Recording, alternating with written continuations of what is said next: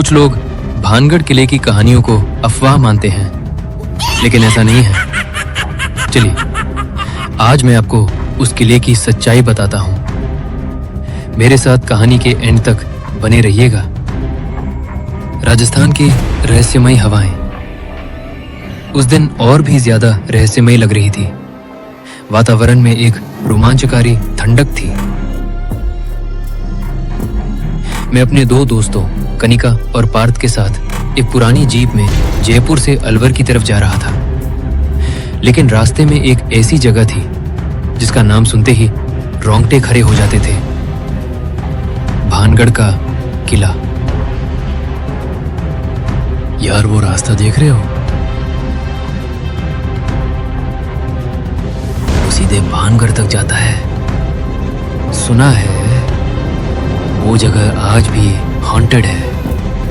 सरकार ने भी वहां जाने पर रोक लगाई हुई है। क्या बोलते हो, एक बार चले? मेरा दोस्त पार्थ, जो हमेशा एडवेंचर के लिए एक्साइटेड रहता था, वो तुरंत उछल पड़ा। अरे वाह, मैं तो कब से सोच रहा था कि एक बार वहां चलकर देखते हैं। सुना है वहां रानी रत्नावती की आत्मा और न जाने कितनी आत्माओं का वास है। लेकिन मुझे इन सब पर बिल्कुल भरोसा नहीं है। मैं नहीं मानता ये सब। अरे ऐसा नहीं है, ये सब सच्ची बातें हैं। वहां आज भी आत्माओं का वास है। तू भी ना, क्या फालतू की बात है। अच्छा चलते हैं। आज मैं साबित कर दूंगा कि वहां कुछ नहीं है। ये सब कोरी अफवाह है और कुछ नहीं। कनिका थोड़ी डरी हुई थी, पर दोस्तों के सामने वो अपने आप को डरा हुआ नहीं दिखाना चाहती थी। अरे यार, पर अब तो रात होने वाली है और रात में वहां जाना सच में अलाउ नहीं है। वहां गार्ड्स रहते हैं, वे हमें अंदर नहीं जाने देंगे। अरे डर गई क्या? जब मैं हूं तो चिंता किस बात की? सब चीजों का जुगाड़ है मेरे पास। तुम लोग चलो, हम बस किले के अंदर जाएंगे, सबूत जुटाएंगे और बाहर आ जाएंगे। ये हमारी ट्रिप का सबसे बड़ा थ्रिल होगा। हम तीनों ने मिलकर वो खतरनाक योजना बना ली। शाम ढलने लगी थी। हमें रास्ते में एक छोटी सी दुकान पर रुककर कुछ खाने पीने का सामान लिया और साथ में कुछ मिठाई भी खरीद ली। अरे पार्थ, ये मिठाई क्यों खरीदी तूने? हाँ भाई, मिठाई से इंस्टेंट एनर्जी मिलती है। भूख लगी रास्ते में तो खा लेंगे ना। और मम्मी कहती है कोई शुभ काम करने से पहले मीठा जरूरी है।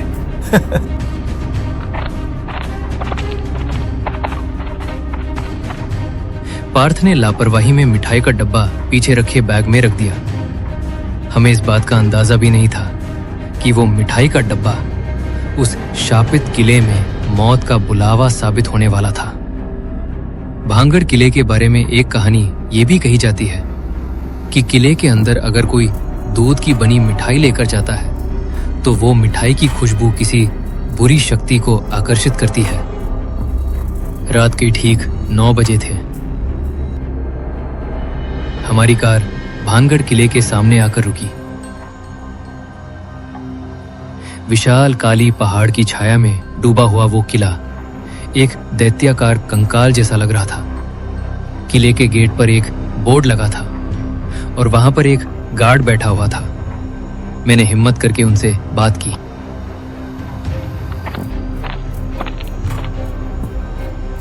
सर, हमें किले के अंदर जाना है। हम दिल्ली से आए हैं। वो कुछ फोटोज लेनी है। नहीं, बिल्कुल नहीं। आप लोगों को ये बोर्ड नहीं दिखाई दे रहा है? रात के समय यहां परिंदा भी पर नहीं मार सकता। ये सरकारी आदेश है। जाओ यहां से। प्लीज सर, बस 5 मिनट। हम इतिहास के स्टूडेंट हैं, कुछ फोटोज लेनी है। फोटोज लेकर हम जल्दी बाहर आ जाएंगे। जाने दीजिए ना। मैडम, आप लोगों को पता नहीं है ये जगह कैसी है। ये कोई मजाक नहीं है। अपनी जान की खैर बनाओ और फौरन निकलो। सर प्लीज थोड़ी हेल्प कर दो। हम आपको कुछ इनाम दे तो क्या आप हमें अंदर जाने देंगे? क्या कहते हो? बात समझ नहीं आती तुम लोगों को? जाओ, भागो यहां से। गार्ड अब और भी ज्यादा सख्त हो गया था। वो हमें अंदर नहीं जाने दे रहा था, इसलिए हमने हार मान ली और हार मानकर वापस लौटने लगे। हम अपनी कार के पास आ गए और कार लेकर किले से कुछ दूर आ गए। अरे कोई फायदा नहीं है, ये हमें अंदर नहीं जाने देगा, चलो यहां से। यार इतनी दूर आना बेकार ही रहा, टोटल टाइम वेस्ट। मैंने तो पहले ही मना किया था। अरे तुम लोग तो बड़ी जल्दी हार मान गए। माना कि ये आसान नहीं होगा, लेकिन नामुमकिन भी नहीं है। देखो, हम पीछे के रास्ते से अंदर जा सकते हैं। क्या? पीछे से? तू पागल है क्या? ओहो विवेक, हम इतनी दूर से आए हैं और बिना अंदर जाए वापस कैसे जा सकते हैं? देख, जब ये गार्ड थोड़ा आराम करने लगेगा तो हम तभी पीछे के रास्ते से अंदर चले जाएंगे। अब ये सारी रात तो जागेगा नहीं। अरे पर तुम्हें पीछे का रास्ता कैसे पता? ओहो कनिका, किले की ये दीवारें देखो। पीछे कोई तो ऐसी दीवार होगी जहां से हम अंदर जा पाए। चलो आ जाओ। हमने अपनी कार को वही एक किनारे पर पार्क कर दिया और हम वापस किले की तरफ जाने लगे। इस बार हम किले के पीछे की तरफ गए, जो किले का पश्चिमी हिस्सा था। देखो गार्ड आराम कर रहा है, आवाज मत करो, आराम से आ जाओ। हाँ देखो, मैंने कहा था ना, हम यहाँ से अंदर जा सकते हैं। पर कितना अंधेरा है यहाँ, मुझे तो डर लग रहा है। हमें अंदर जाना चाहिए क्या? कनिका, तुम कह तो सही रही हो, पर अब जब यहाँ तक आ ही गए हैं तो अंदर चलते हैं ना। हम तीनों एक दूसरे की मदद से उस ठंडी काली पत्थर की दीवार फांदकर अंदर कूद गए। भानगढ़ किले के उस श्रापित मैदान में हमारा स्वागत गहरी जानलेवा खामोशी ने किया। किले के अंदर कदम रखते ही हवाओं का रुख बदल गया। रात के समय अंदर की हवा बाहर के मुकाबले बर्फ जैसी ठंडी थी और हवा में एक अजीब सी गंध फैली थी। उफ, कितनी अजीब सी स्मेल है यहाँ और कितनी ठंडक है। पार्थ, विवेक, यहाँ का माहौल कुछ अजीब सा नहीं है? इस अंधेरे में मुझे डर लग रहा है। चलो ना, चलते हैं यहाँ से। बात तो सही है पार्थ, हमें यहाँ नहीं आना चाहिए था। ये किला रात में कितना डरावना लग रहा है। अरे चुप करो तुम दोनों, कुछ अजीब नहीं है, डरो मत। अरे इतनी मुश्किलों से यहाँ तक पहुंचे हैं, ऐसे कैसे चले जाए? अंधेरे में सब डरावना ही लगता है। तुम वो टॉर्च जलाओ जो बैग में है। अरे उसका यूज क्यों नहीं करती? मैं आज साबित कर दूंगा कि यहाँ कोई भूत प्रेत नहीं होते, सब बकवास है। कनिका ने अपनी टॉर्च ऑन की। टॉर्च की रोशनी में हमें किले के बाजार का खंडहर दिखाई दिया। वो क्या है? अरे ये वही खंडहर है जहाँ किले की रानी के लिए इत्र बिकता था। वो इत्र वाली कहानी सुनी है ना तुम लोगों ने? चलो महल की तरफ चलते हैं। इतना कहते ही मुझे अपने कानों के पास एक फुसफुसाहट सुनाई दी। विवेक, आ गए तुम। उस फुसफुसाहट की आवाज को सुनकर मैं जैसे डर से जम गया।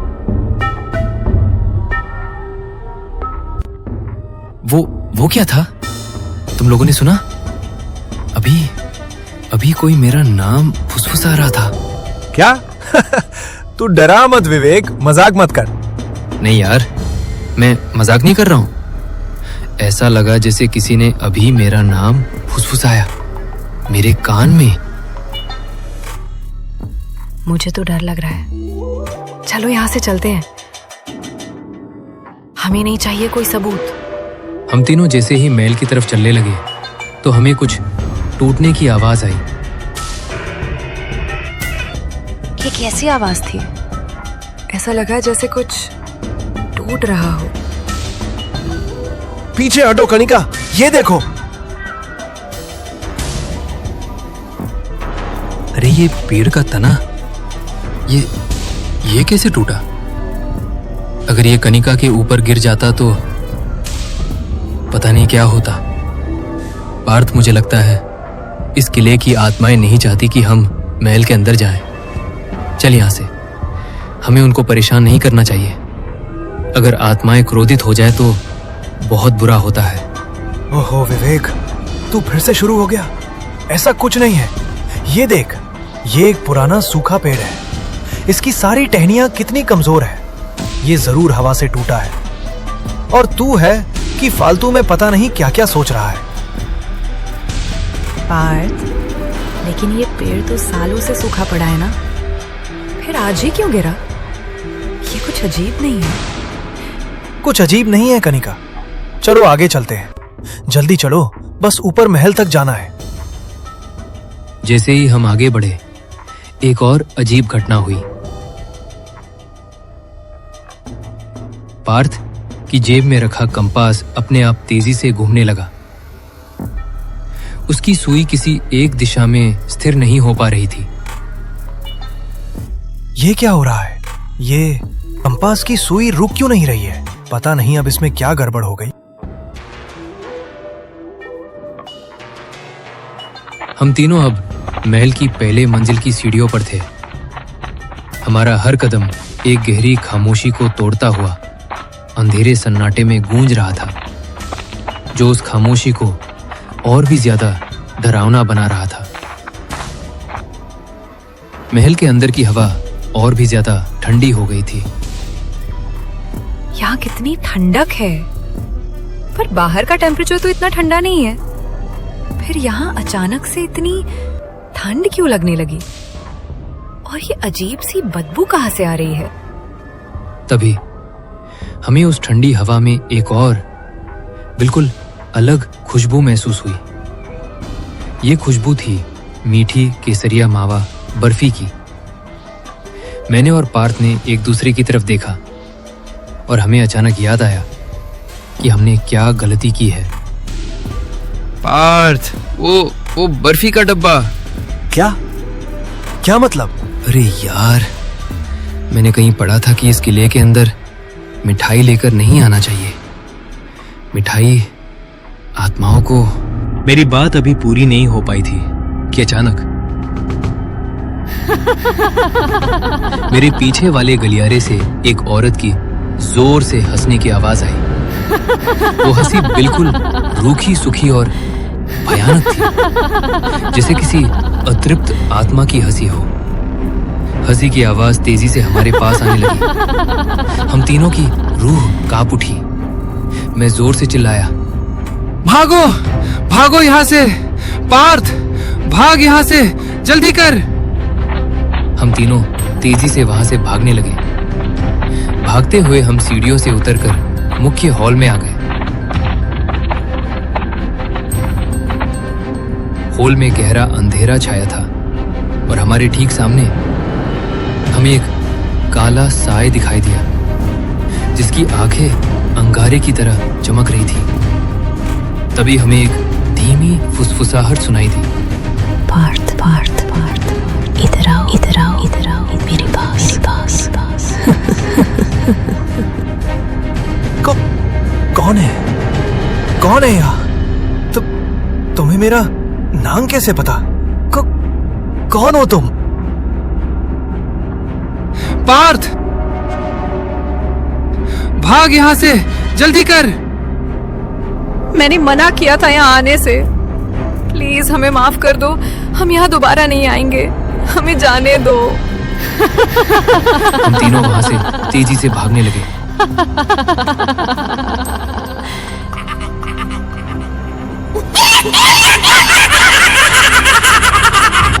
भागते हुए हमें ऐसा महसूस हो रहा था जैसे हमारा कोई पीछा कर रहा है। हमें किसी के भागते कदमों की आहट सुनाई दे रही थी। पार्थ, कनिका, चाहे जो हो जाए पीछे मुड़कर मत देखना। बस भागते रहो, जल्दी करो। हम तीनों हवा की गति से भाग रहे थे। हमने टूटी हुई दीवारों और बाजार के पत्थरों के ढेर को पार किया और उस पश्चिमी दीवार की ओर भागे। जहां से हम अंदर आए थे। किसी तरह हमने उस दीवार को पार किया और बाहर झाड़ियों में कूद गए। जैसे ही हम बाहर की जमीन पर गिरे, हमें ऐसा महसूस हुआ कि जैसे किसी अदृश्य बर्फीले हाथ ने हमें पकड़ना चाहा, पर दीवार की सीमा पार करते ही पकड़ छूट गई। बाहर की हवा फिर से सामान्य थी। अंदर का भयानक सन्नाटा यहां नहीं था। हम बिना रुके अपनी कार की ओर दौड़ पड़े।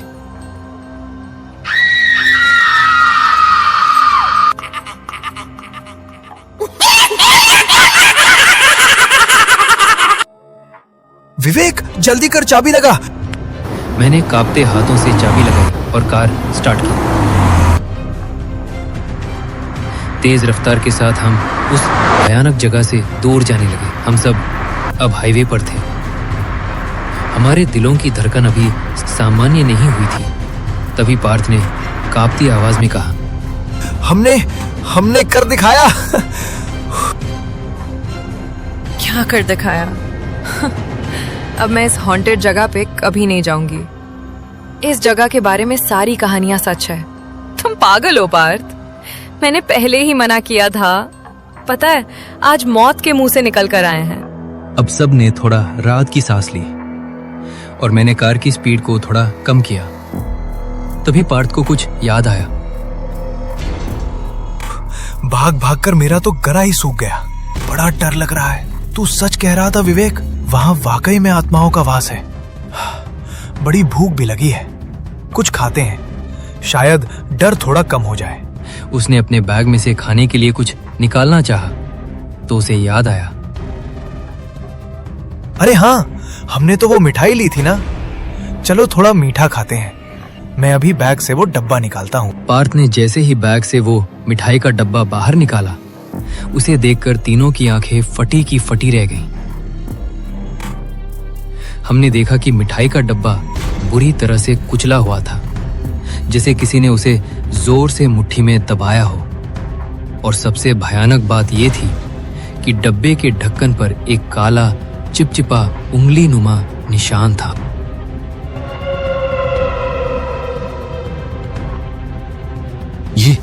ये क्या है? ये कैसे हो सकता है? हमने तो इसे छुआ भी नहीं। हाँ, ये तो जैसे लिया था वैसे ही रखा था ना। अरे हाँ यार, फिर वो मिठाई इस तरह कुचली हुई क्यों है? मुझे तो कुछ समझ नहीं आ रहा है। ये सब क्या है? ये मिठाई। अब तो तुझे विश्वास हो गया ना कि भानगढ़ का वो किला शापित है, वहां आत्माओं का वास है। हाँ भाई, मान लिया। लेकिन ये मिठाई, ये कैसे हुआ? कुछ अजीब है। हम कुछ दूर ही गए थे कि हमें एक बस स्टॉप के पास एक बूढ़ा आदमी खड़ा हुआ दिखाई दिया।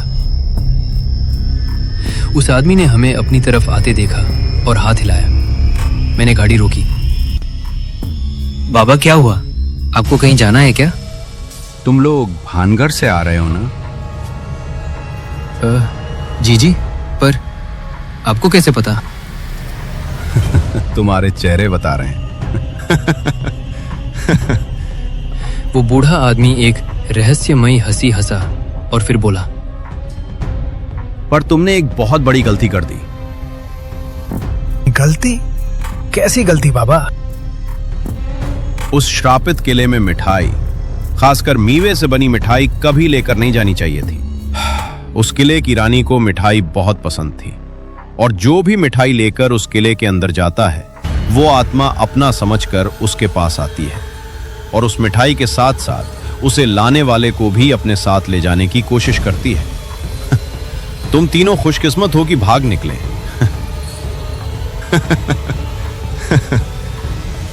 शुक्रिया करो उस पश्चिमी दीवार का जो तुम जल्दी से वहां से भाग पाए। लेकिन याद रखना, तुम लोग मिठाई नहीं लाए थे, बल्कि उस आत्मा के लिए निमंत्रण लाए थे।